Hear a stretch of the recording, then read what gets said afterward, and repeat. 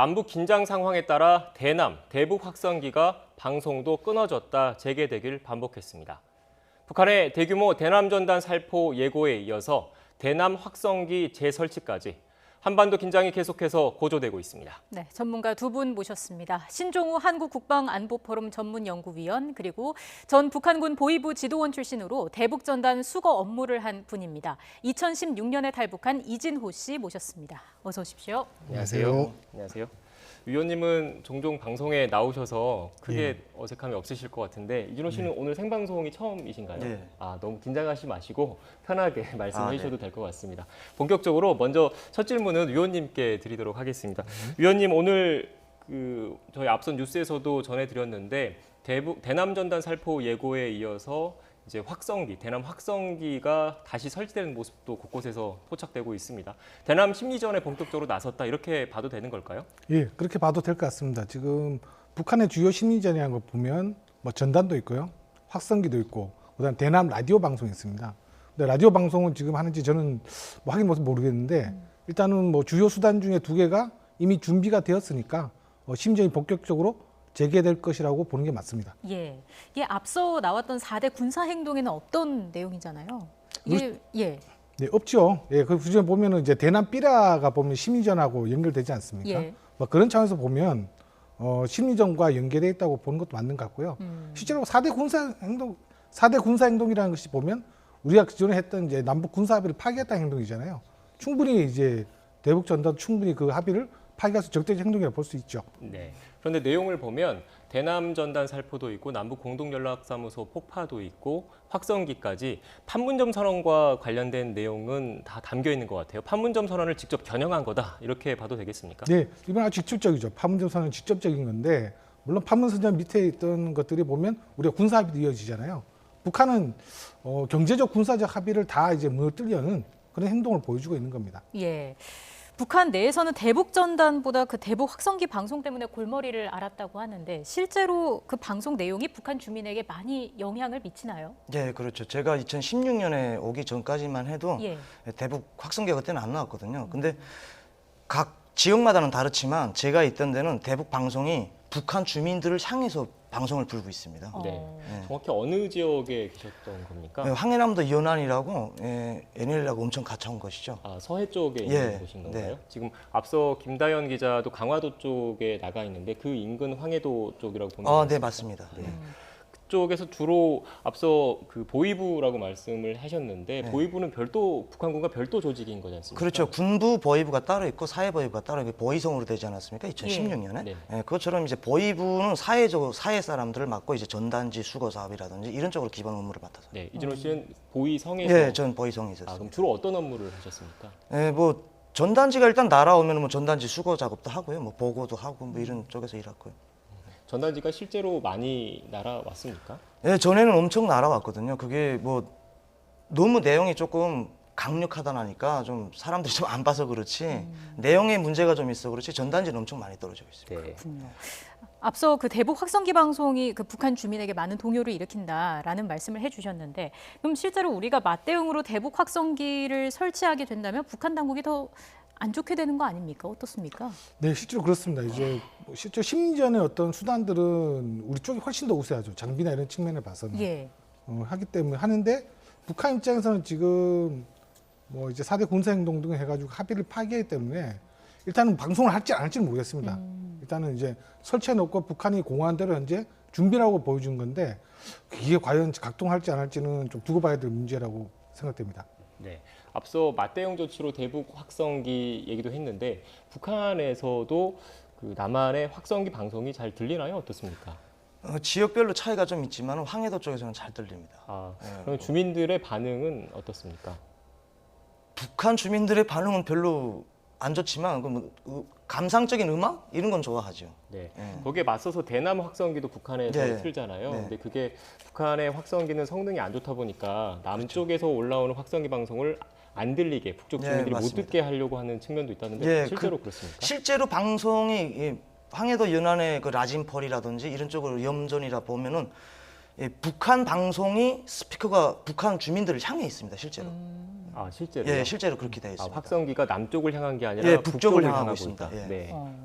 그 대북 확성기뿐만이 아니라 전광판에도 민감한 반응을 보인다고 하는데 어떤가요? 전광판이 너무 잘 보이기 때문에 거리계산 예. 엄청 갖춰서 잘 보이기 때문에 한국이 불이 너무 잘 온다. 그래서 북한 주민들이 좀 동요가 조금 있죠. 네, 어떤 측면에서 아무래도 남한의 발전된 경제상이랄지, 그렇죠. 네.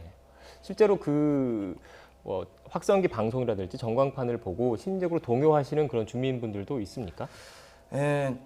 전광판이라든지 이런 걸 보고 동요는 하지만 표현의 자유가 없지 않습니까? 그래서 조금 우려되는 점도 있죠. 이 동요를 한다는 게 뭐 구체적으로 어떤 건지 뭐 들은 이야기가 있으신가요? 예, 뭐 잘 사는 나라라고는 다 하고 있거든요. 예. 뭐 한국이 잘 산다는 거는. 그러니까 언제면 우리도 북한도 한국처럼 이렇게 잘 살 수 있을까? 사람들이 이런 말까지는 좀 합니다. 네. 탈북하시기 전에 보위성에서 대남전단 수거 업무를 하셨다고 그러는데 수거를 하셔서 구체적으로 어떤 과정을 거쳐서 당국에 보고가 되는 건가요? 그 예전에는 100% 다 올려갔습니다. 그 국가보위성으로 다 올려갔는데 지금은 그렇게 안 하고요. 기본 중요한 내용들만 보고하고 그다음에 밑에 단위에서 그냥 불태워서 그저 없애치우는 방법으로 나가고요. 예. 그리고 전단 내용이 북한 주민들이 웬만하면 좀 많이 보겠는데 금방 태어난 애한테 강냉이 먹이는 식인 거예요. 그러니까 3대 세습을 받은 사람들한테 갑자기 김씨 일가가 나쁘다 하니까 누가 그걸 보는 사람이 없죠. 네. 민간 단체 위주로 탈북자 단체 위주로 그 대북 전단에 미 달러화를 함께 넣어서 보내는 경우도 있습니다. 그래서 네. 대북 전단이 날아가면 북한 장마당이 활성화된다 이런 얘기까지 들리고 있던데요. 실제로 그렇습니까? 실제로는 그렇지 않습니다. 뭐 $1짜리가 나와가지고 뭐 온다고 해가지고 북한의 경제가 흔들리거나 뭐 파동이 있지는 않습니다. 네. 뭐 USB도 함께 뭐 발견이 되는 경우도 있다고 하던데요. USB는 북한 사람들이 엄청 선호하는 거죠. 네. 한국의 USB는 좋다는 걸 다 알고 있거든요. 네. 그래서 USB에 뭐 드라마라든지 이런 거 예. 있으면 잘 보죠. 그래 아, 전단지보다 USB가 좀 좋죠. 더 네. 많이 흔들리는 거네요. 처음에 그 스튜디오 들어오셨을 때 생방송 처음이라고 그러셔가지고 긴장하실 줄 알았는데 말씀을 잘하십니다. 그래도 물 한 잔 드시고 이제 위원님께 질문을 좀 드리도록 하겠습니다. 북한이 대규모 대남전단 살포를 예고를 했습니다. 그리고 현재 상황에서는 그 바람의 방향 등을 좀 시기와 장소 등을 고려를 하고 있는 것 같아요. 근데 북한에서 나온 그 얘기 중에 깊은 종심이라는 얘기가 있습니다. 이게 깊은 종심이 정확히 어디를 지칭하는 겁니까? 예, 북한은 지금 우리 국민들이 북한의 어떤 전단을 보더라도 동요될 일은 없을 것 같아요. 그러니까 북한 입장에서는 지금 이제 뭐 우리 적경 지역뿐만 아니라 뭐 정말 우리의 깊숙한 곳 대전 이남까지 우리가 이런 전단을 뿌릴 수 있다는 것을 과시를 해야 됩니다. 네. 그런 차원에서 깊은 종심이라고 언급한 것으로 생각됩니다. 이 북한 당국이 이렇게 대놓고 전단 살포를 노동신문에서 예고를 하고 있는데 이게 어떤 주민들에게 보여주기 위한 것이다 이렇게 보면 되겠습니까? 예, 그러니까 북한 주민들한테 우리도 전단지를 못 보내는 게 아니다, 안 보내는 거다 하는 이런 이미지를 좀 심어주려고 하는 것 같습니다. 네. 북한에서 오셨으니까 깊은 종심이라는 게 서울이나 청와대, 뭐 용산, 국방부랄지 이런 곳을 의미하는 건가요? 어떻습니까? 아무래도 뭐 북한 당국에서 봤을 때는 서울에 가장 인구가 밀집되어 있지 않습니까? 그러니까 뭐 좀 사람들이 많이 볼 수 있고 하니까 서울이라고 저는 생각하고 있고. 네. 그 어제 탈북민 단체가 다시 대북 전단 50만 장을 살포했다고도 밝히기도 했습니다. 지금 시점에서의 이런 살포 어떻게 보시는지요? 예, 실제로 그 북한의 어떤 도발의 빌미를 줄 수가 있죠. 예. 과거 2014년에도 이제 민간단체가 살포한 이제 대북풍선이 북한국에 관측이 돼서 이제 고소총이라고 하죠. 14.5mm 고사총을 시어발 우쪽으로 사격했고, 물론 우리 군을 직접적으로 겨냥한 건 아니지만 그 탄이 우쪽으로 날아옴으로써 우리가 대응사격을 했었어요. 예. 물론 이번에 홍천 쪽 나는 건 북한군이 이제 영공에 들어간 건 아니니까 발견을 못했겠지만 북한군이 관측을 한다면 충분히 사격을 할 것으로 보여집니다. 네. 또 군사적으로 우려되는 게 걱정스러운 점이 서해상에서 어선을 타고 북한 주민들이 대남 전단을 살포를 시도했을 경우에 우리 군 입장에서는 그거를 마냥 지켜만 볼 수는 없는 거지 않습니까? 예, 그와 비슷한 사례가 과거도 있었어요. 이게 그때 전단은 아니지만 어선들이었죠. 어선 사이에 경비정들이 다니면서 우리 NLL을 이제 들어오고 우리가 다시 철수할 때 우리가 대응 사격한 과거 사례도 있거든요. 그런 경우도 군사적 충돌이 벌일 수 있죠. 왜냐하면 우리 군함이 북한의 그런 전단 살포 주민을 제지하기 위해서 접근했다가 또 경비정에서 이제 공격을 당할 수 있을 거니까 그런 분야도 상당히 우리가 군사적인 투입을 신중히 고려를 해야 됩니다. 네. 만약에 북한이 풍선을 통해서 날려보낸다면 바람이랄지 기상을 많이 고려해야 되겠지만 드론 같은 인위적인 기계를 통해서 보낸다면 그게 남한으로 넘어오면 명백한 군사합의 위반이잖아요. 그럴 경우에는 대응을 해야 되는데 아무래도 우발적인 군사 충돌 우려도 배제할 수 없을 것 같습니다. 어떻습니까? 뭐 드론을 가지고 우발적 군사 충돌이라기보다는 현재 뭐 기상 상황이 상당히 좋지 않습니다. 북한으로 입장에서는 드론 그러니까 전단을 풍선을 이용해서 전단을 우리 쪽으로 날리기에는 기상상이 너무 좋지 않기 때문에 네. 드론도 이제 좀 생각해 볼 수 있는데 드론도 지금 이번 주는 좀 어려울 것 같아요. 그러니까 비가 너무 많이 오고 장마철이 접어들기 때문에. 내일부터 장마. 네. 예. 근데 하지만 그거를 이제 우리 영공으로 들어온 이제 북한의 어떤 소형 뭐 무인체든 드론이든 이걸 우리가 격추하는 데 있어 가지고는 북한과 우리 출전이 벌어지지 않고 이제 이것을 우리가 이걸 과연 격추해야 되는가 그리고 탐지가 가능할 것인가 그런 데서 군의 어떤 고민이 지금 많은 부분들이 있습니다. 네. 예. 근데 드론의 전단을 많이 싣지는 못하는 거잖아요. 이게 단순히 어떤 보여주기식이나 위험용으로 띄울 가능성도 있을까요? 예, 보여주식이죠. 예. 북한이 지금 과거에 이제 정치할 때 사용했던 중국제 상업용 드론을 카피한 이제 그런 드론들을 보면 네. 총 무게 중량이 15kg밖에 되지 않습니다. 기껏해야 카메라 하나에 탑재할 수준이거든요. 예. 그걸 가지고 전단을 뿌렸다고 해서 과연 우리가 우리 국민들이 발견도 못할 수 있어요. 뿌렸는데도 모를 수도 있다는 거죠. 근데 하지만 이런 이제 드론들이 우리 영공을 마음껏 들어온다에 대해서는 우리 국민의 불안감이 클 수밖에 없고 게다가 남북 군사 합의에 있었던 비행 금지 구역뿐만 아니라 위반뿐만 아니라 정량적 위반까지도 될 수 있는 겁니다. 네. 앞서 잠깐 언급하긴 했는데 그래도 북한의 드론이 겉으로 봤을 때는 조잡해 보여도 남한 그 영공 자체를 휘젓고 다닌 적이 있었습니다. 실제로. 그래서 우리 군이 이 드론에 대해서 나름의 대비책을 세우고 있는 걸로는 알고 있는데 만약에 북한이 드론을 통해서 대북 전단을 일부라도 날려보냈을 경우에 어떻게 대응을 할 수 있는 겁니까? 예, 실제로 우리가 과거에 이제 북한의 삼척이나 파주, 백록에 발견된 드론을 보고 이게 북한의 드론이 새로운 형태다. 이거 뭐 상용용 부품을 조합해서 조작한 수준이지만 한 번도 전역에서 정찰 후에 촬영해서 돌아갈 수 있는 그런 수준은 됩니다. 네. 뭐 민간에서 많이 실험했어요. 뭐 4리터 기름 가지고 수천 킬로 날아간 이제 소형 드론도 있거든요. 뭐 그런 걸 봐서는 북한 입장에서는 이런 드론을 우리가 막기 위해서 정말 우리 공중조기경보통제기 PSI를 통해서 한번 탐지 노력도 해봤고, 그리고 추가적으로 우리가 이 드론을 복원을 해서 직접 날린 다음에 우리 헬기 조종사가 하늘에서 식별해서 조준하는 것까지 전투 시험을 했습니다. 근데 하지만 이런 방법들도 다 적절하지 않는 걸로 이제 결국 나왔죠. 어떤 이유에서 적절하지 않은 거죠? 그러니까 이런 드론들을 탐지하려면 기본적으로 이제 드론 전용 탐지 레이더가 있어야 돼요. 네. 우리가 뭐 드론이라고 스텔스는 아닙니다. 뭐 탐지가 됩니다. 부선까지 새도 탐지가 돼요 레이더에. 근데 우리가 가지고 있는 이제 국제 레이더 같은 경우는 전투기나 항공기 중심으로 돼 있잖아요. 예. 근데 이런 소형 드론을 탐지해서 레이더 반사값을 아주 낮춰버리면 뭐 새라든지 뭐 풍선이라든지 연이라 이런 것들이 레이더에 탐지대가 되고 게다가 그게 관제사에 시연이 되는 거예요. 근데 관제사 모니터에 딱 보면 이게 비행기도 아니고 온갖 모니터이 빽빽한 거죠. 비행체가. 실제로 이런 것들을 식별할 수가 없어요. 정확하게. 그래서 우리가 보면 드론 탐지 레이더라고 해가지고 좀 드론 특성에 맞는 레이더들을 개발하고 있거든요. 이게 작은 비행체라도 이게 뭐 새 같은 거는 이제 새와 인공적인 비행체는 비행 특성이 틀릴 거 아닙니까? 이걸 걸러주는 겁니다. 새는 딱 걸러버리고 인공적인 비행체만 관제사에게 딱 보여줌으로써 이것을 이제 드론으로 인식하고 그에 따라서 대응할 수 있는 그런 레이더들이 지금 개발이 되고 있고 예. 거의 다 완료가 됐습니다. 예. 그럼 일단은 그 전단 살포에 북한이 어떤 방법을 쓰느냐에 따라서 대응도 달라질 수 있다 이렇게 보면 되겠습니까? 그렇죠. 이게 우리가 지금 실제로 우리가 지금 가지고 있는 수준으로는 북한이 그런 드론들을 정확히 탐지를 못합니다. 현재 수준. 네. 예, 그때 이거 개발을 진행하고 있지만 적어도 탐지 레이더도 이 중순에 올해 중순에 이제 처음으로 이제 전력화가 되기 시작하는데 네. 이런 드론들을 탐지해서 식별하고 하기 위해서는 여러 가지 방법도 있고 운 좋게 탐지해서 우리가 격추 조치까지 했다치더라도 뭐 민가가 있잖아요. 그럴 경우에 우리 민가의 피해도 있을 수 있기 때문에 그런 군사적 대응 방법은 충분히 좀 고려가 돼야 되겠죠. 네. 이준호 씨와도 얘기를 좀 해보겠습니다. 앞서 뉴스에서도 전해드렸는데 탈북민 단체 자유북한 운동연합이 이제 정부의 그런 경고에도 불구하고 대북 전단을 날려 보냈다라고 주장했습니다. 이준호 씨께서는 어떻게 생각하십니까? 글쎄 저는 개인적으로 봤을 때는 저 여기에 있는 탈북민들보다도 북한에 있는 탈북민 가족들 있지 않습니까? 그 사람들이 겪을 고초를 생각하면은 조금 좀 과하지 않나 이런 생각도 좀 가지고 있습니다. 북한 내부에서 탈북자 가족들의 색출 작업도 벌어지고 있다는데.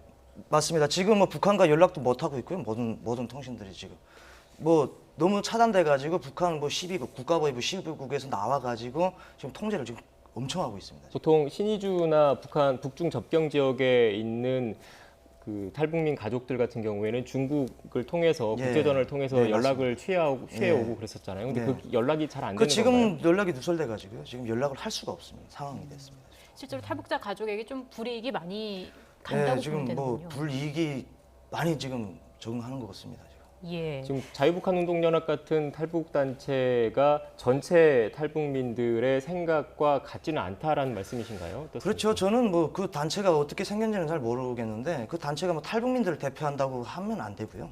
그 단체만이 활동이지 전체 탈북민들을 대표하는 건 아니라는 거죠. 그러면 이 활동이 어떻게 그 방향을 설정해야 된다고 생각하십니까? 글쎄 뭐 제가 뭐 그 탈북민 단체하고는 제가 아직 뭐 연락도 안 해봤고 뭐 누군지도 잘 모릅니다 저는. 그래서 그냥 후원만 받아가지고 좀 적당히 했으면 좋겠고요. 네. 알겠습니다. 남북 관계가 어떻게 될지 지금 계속해서 관심인 상황인데 북한이 앞으로 어떤 행동을 이어가게 될까요? 가장 우려되는 건 뭘까요?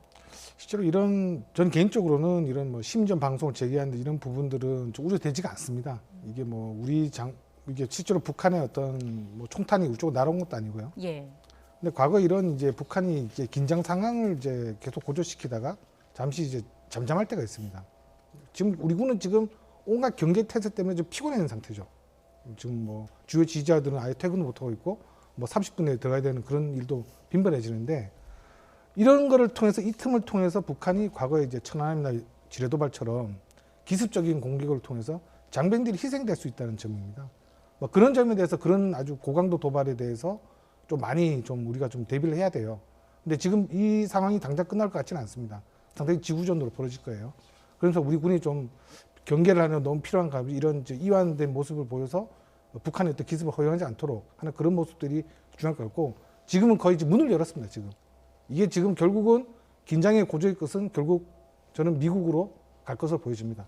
지금 미국에 대한 얘기는 없어요. 네. 남한에 대한 얘기만 하고 있죠. 지금 아주 그렇기 때문에 지금의 어떤 긴장 수위에 올리는 단계는 거의 초창기 단계라고 보여집니다. 네, 성동격서식 그 북한의 군사 도발 우려를 말씀하신 것 같은데 구체적으로 좀 말씀을 해주시죠. 예, 실제 보면 우리가 과거에 천안함 같은 경우도 봤을 때는 처음에 북한이 공격인지 몰랐습니다. 침몰했다. 이유도 모르지 이렇게 얘기했었고 지뢰도발도 마찬가지예요. 뭐 북한이 설마 지뢰를 우리 통로에다 갖다 놨을까? 그냥 이제 쓸려온 지뢰가 아닐까? 그럼 결국은 다 북한의 어떤 소용이 밝혀졌잖아요. 그러면서 북한은 기습적인 충격을 우리에게 혼란을 더 주는 도발을 사용했는데 이 도발의 시작은 항상 우리가 잠잠할 때니까 우리 북한이 지금 막 긴장수 올 때하고 더 뭐 주의할 게 아니라 오히려 북한이 이러다가 더 잠잠해지다가 우리에겐 더 경계를 더 해야 되는 그런 부분이 아닐까 생각됩니다. 예. 지금 대북전단 살포는 표면적 이유고 북한 경제 상황이 좋지 않기 때문에 이럴 때 또 지도 체제를 타파하기 위해서 대남 도발을 한다 이런 분석도 나오고 있는데 실제로 그 북한 내부 상황이 좋지 않을 때 이런 도발이라든지 강경 태세가 좀 이어지는 경향이 있습니까? 뭐 북한에서는 경제 사정이 좀 안 좋아지면은 뭐 특히나 우리 한국에다가 계속 좀 안 좋은 건더기를 뭘 잡아가지고 뭘 만들어냅니다, 사실. 네. 마지막으로 말씀 하나 더 여쭙게요. 북한 내에서 탈북하신 지 이제 4년 정도 되신 거지 않습니까? 예. 김정은 위원장과 김여정 제1부부장의 위상, 주민들 사이에서 위상은 어떻습니까? 일단 뭐 김정은 위원장 같은 경우에는 뭐 북한에서 3대 세습 교육이라고 하지 않습니까? 그 교육 때문에 젊은 사람으로서 그렇게 인지도는 그렇게 나쁘진 않았습니다. 근데 김여정이 지금 엄청 지금 나오고 있지 않습니까? 김여정에 대해서는 그렇게 얼마 안 나왔댔거든요, 북한에서는. 북한 주민들은 김여정이가 그냥 비서급으로 좀 알고 있었는데 갑자기 제가 여기 2016년에 온 다음부터 이렇게 좀 확 뜨더라고요. 네. 알겠습니다. 오늘 첫 방송이셔가지고 긴장 많이 하셨을 네. 텐데 고맙습니다. 네, 지금까지 신종우 한국국방안보포럼 전문연구위원 그리고 전 북한군 보위부 지도원 출신으로 대북전단 수거 업무를 한 이진호 씨와 함께 이야기 나눴습니다. 오늘 말씀 고맙습니다. 감사합니다.